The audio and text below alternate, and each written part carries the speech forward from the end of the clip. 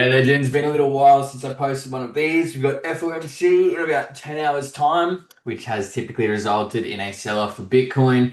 So I think it's pretty crucial where we're at in the market to get one of these out now. So look, essentially, so far what we've seen is BTC following this move I posted in March to the T. All right, so you can see we at the top of this A wave, pull back for the B wave, and then ultimately a C wave up here. Now, this is typically a corrective move, which would result in further downside.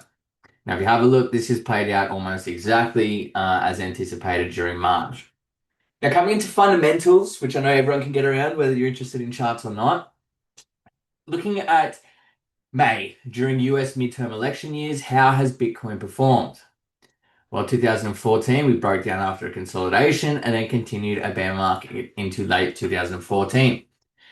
2018, we got a major rejection after a Q1 recovery, which led into capitulation towards 3K. 2022, we had a relief rally, much like what we've just seen, and then collapsed into the Luna slash FTX cascade. All right, so May in every midterm year, all right, election year, has kicked off the biggest sell-off of the cycle. All right, and that is exactly where we're at right now, coupled with what I'm seeing obviously here on BTC. Looking at Fed shares, what has happened every time we've seen a new Fed share? BTC fell roughly 80 to 85% peak to trough over the following year when we had Yellen. Powell comes in as Fed chair. We fell roughly 70 to 85%. And now Powell's reappointed for the second term, and we kept falling another 60% after Powell's re-election. So we've got two macro indicators historically with a 100% success rate that have seen BTC nosedive. Coupled with obviously this ABC playing out. And now we want to have a look at some other charts to see if we can further support this theory. All right, now looking at USDT.D, we can see what happens when USDT.D sees high volume highs and high volume lows. All right, it typically shows you money being positioning. Whenever the market puts in a high volume high, right, you will typically see big absorption and the market starts to reverse. What it shows you is money, heavy money being positioned at the level. So we've got this high volume high here, and we trended down all through these levels, right? So I think this has been last like 5 months we sort of trended down for. And now we've seen a high volume low. All right. So like I said in previous posts, you see what happens when a high volume high gets put in. What do you think happens when a high volume low gets put in? And so BTC and USDT.D for the most part, both showing us very bearish outlook coupled with fundamentals. Now, looking at NAS, right? As you know, BTC is very heavily tied to tech stocks. I said, made a post on Twitter a couple of weeks ago saying that I was looking for NAS to top around 29K. Now, the reason for that is because of what's known as the terminus. So if you look at a downtrend, what you want to find is the last leg of money that swept liquidity before the reversal. So if you have a look, you can see we've got all these relatively equal lows here. They've swept all of this liquidity. So we want to go to the top of this move and we want to pull our retracement fibs and we want to take it from the top of the move to the bottom. Now, what this will give you is what's known as the terminus. So you can see up here, we've got this fall through here. Now, most professional traders aren't going to touch something within a certain standard deviation away from the terminus, all right, away from the leg of money that swept liquidity, all right? So this is known as a terminus. This is where majority of professional traders are going to stay out. They're not going to be buying anymore because of the massive deviation from the original breaking trend. All right, you'd at the very least expect to see a pullback. So we've got NAS, which has created no strong support on this whole leg up whatsoever, sitting at the terminus as BTC is showing these bearish signs, as USDT.D is showing these high volume lows, as we've got very fundamental bearish catalyst with a 100% historic success rate. And last but not least, we want to look at DXY. Now, when DXY sells off, right, as it has been since January 2025, what you will typically see is money leave the US dollar and rotate into assets, all right? Because it doesn't make sense to be in a devaluing US dollar when you can make money elsewhere. Now, when the Dixie retraces, what that typically shows you is that money is leaving US dollars and moving into assets. So we want to have a look at the Dixie and see, okay, are they just going to sit down here and then immediately break out? Have they finished a retrace? What's going on? So what I want to do is I want to take my standard fibs, all right? I want to see, have we even retraced to 382? And we haven't, all right? So because we haven't had any kind of a retrace of 382, this has been making me keep an eye on the Dixie for a very long time, all right? Because you really want to see that pullback, at least into the 382 retrace, to tell you that this move has retraced and we are going to see further downside. Because in order for these assets to get another big rally, you really want to see the Dixie break down. You want to see money leaving US dollars and moving to the Dixie. And we haven't had that, all right? We haven't had a proper retrace on the Dixie yet. Now, looking at this structure below, okay, I know that I'm looking for some kind of higher time frame retracement here. All right, so when are they going to do that? Well, if I have a look here on the daily chart, I can see we've got a very clean 5 waves to the upside. All right, got 1, 2, 3, 4, 5. All right, we get the ABC to the downside. And now we want to see, are they starting to continue this push up? All right, so what I'm looking for here is, has this shown me an intention to push higher? So if we look down here at the lows, what I can see is an ending diagonal to tell us that they are finished going down.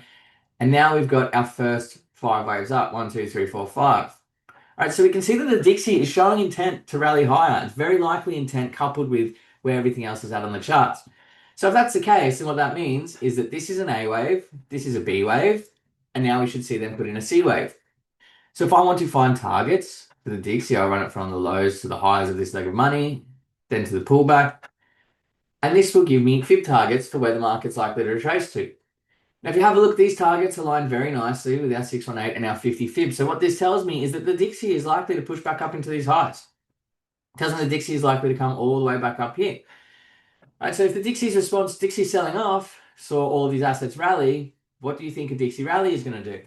Now, I want to make it clear that this is also very bad for metals. All right, typically if the dollar's strong, metals become weak. So this isn't just NAS and BTC and risk on assets. This is all assets. That the implication is here that the money will leave assets and go into the US dollar.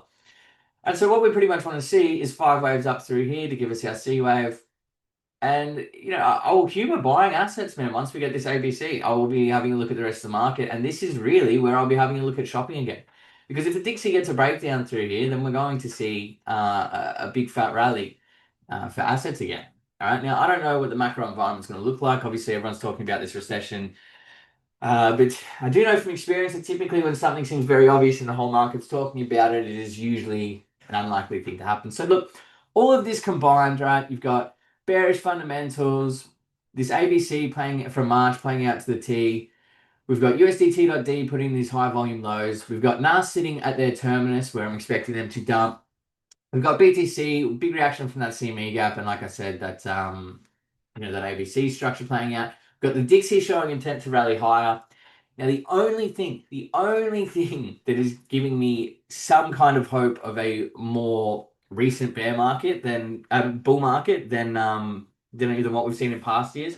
Look, I mean, honestly, we're following the halving cycle to the T. BTC topped to the day, or like one day later, I think, than the previous halving cycle, and now we're getting our May dump. To me, it does look like the halving cycle is the most valid thesis here. Now, like I said, the only really macro bullish case scenario I can see is if ETH comes into this one fib and we see ETH start to outperform BTC. Now, typically, that is indicative of an alt season. All right, so a level I have my eye on is 0.02439. Outside of that, man, I do have a very bearish macro bias. Now, in terms of current price action, I'd be looking at one of these two levels on BTC. Either this balanced price range through here, or just this push up above these highs. All right.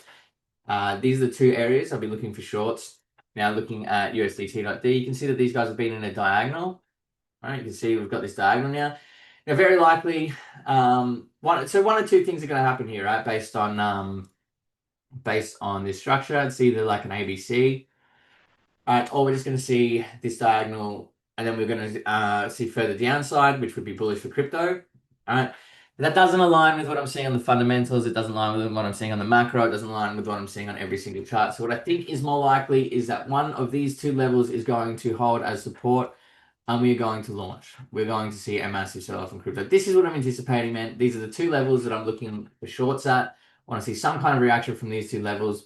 If not, obviously, we're just going to plow straight through them. So all I'm looking for, man, is some kind of confirmation coming in through these levels on USDT.D, coupled with these levels on Bitcoin, right? These two levels we've got on Bitcoin, this red line here, this gray box here. I mean, it's pretty simple. If you have a look at things like Sol as well, these guys, if you look on a higher time frame, they do look to be putting in their own sort of diagonal structure, right? So if you go one, so if we went one, two, three, four, five, all right. So Sol, very likely putting in their own sort of aggressive five-wave structure to the downside. We'll be looking at solar about $88.60 for shorts. Man, all of this stuff has got some pretty solid alignment here. Just breaking down to lower time frames are exactly where I'd look at finding an entry for. All right, so all I'm looking for, man, Sol is. I mean, I think it's very unlikely they get that high. Like I said, you want to look for confluence. When USDT.D is in one of these grey boxes and Sol and BTC is simultaneously at one of their levels, you want to look for that reversal, and I'll be hitting this trade with a hammer, to be honest. I think this may be the last chance to catch a big fat short down. Like I said, if I'm wrong, I'm wrong. But I trade with data. And everything is sort of pointing me in the same direction here. So, look, any questions, guys? I will be in the Discord. You want to trade this with me? We'll trade this with the team. Send me a message, whatever. Take care and good luck.